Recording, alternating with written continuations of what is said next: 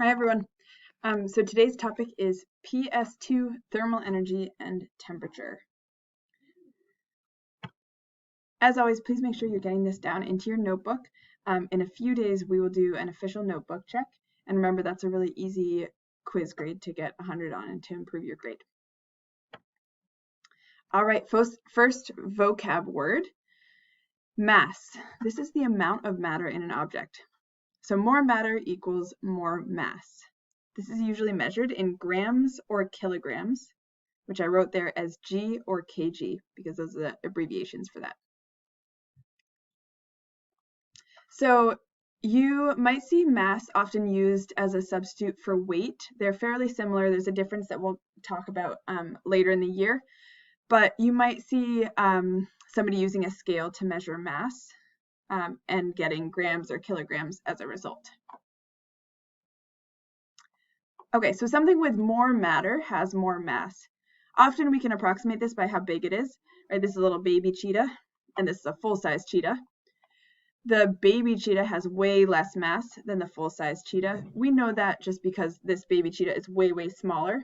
You could have something that's really dense and small and that has a lot of mass, but for the most part, if something is, like a baby animal is always going to have less mass than the full-grown animal of the same species, for example. Okay, vocabulary, kinetic energy. This is the energy of movement. We're going to talk about this a bunch this unit. Objects or molecules that are moving faster have more kinetic energy if they have the same mass. So anything that's moving has kinetic energy. Things that are moving faster usually have more kinetic energy. And if a faster moving object also has more mass, it definitely has more kinetic energy than a smaller, slower object. We'll come up on a couple of examples so that you can understand that a little better. Remember to pause anytime that you need a little bit more time to write these notes down. Okay, so this puppy is running around in circles on a couch. This puppy has a lot of kinetic energy. However, it's very small. That's a pretty small dog. So if we had a bigger dog that was moving at the same speed, that bigger dog would have more kinetic energy. Okay, this puppy is sleeping. And it's moving a little bit, so it does have some kinetic energy, but it definitely has less kinetic energy than this puppy that's running around in circles. And they're about the same size, so we can estimate that easily. Okay, thermal energy. So we already started defining this in class either yesterday or the day before, depending on when you had class. Thermal energy is the total kinetic energy of all the molecules in an object. So we have also, the easiest, quickest description of thermal energy is heat energy. That's a good way to remember it. Thermal means heat. But we're getting more exact here. So thermal energy describes how much kinetic energy each molecule in the object has. That means that bigger objects can have more thermal energy than smaller objects because they have more molecules and more mass. Make sure you're writing this down. We are going to go over a couple more examples on this stuff to make it a little bit more clear. Okay, so for example here, we have two objects, a coffee mug and a bathtub. These aren't drawn to scale, so imagine like a regular sized coffee mug and a regular sized bathtub. Each of them are heated to 90 degrees Celsius. That's kind of crazy. You would never want to get into a bathtub that is 90 degrees Celsius. So just keep that in mind. 90 degrees Fahrenheit would probably be better.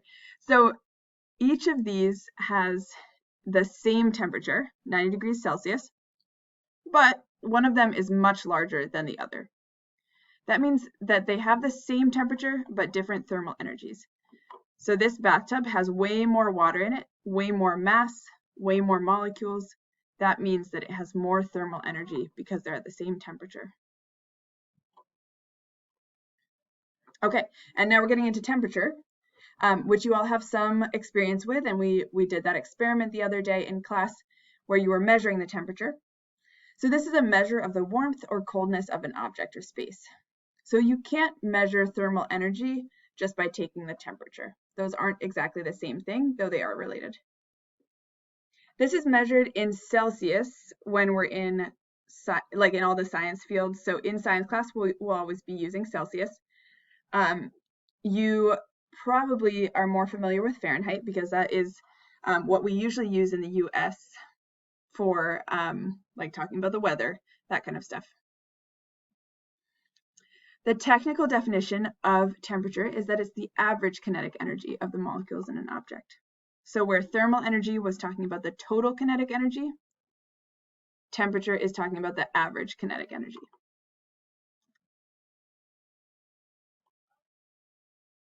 All right, let's look back at this coffee cup and bathtub example.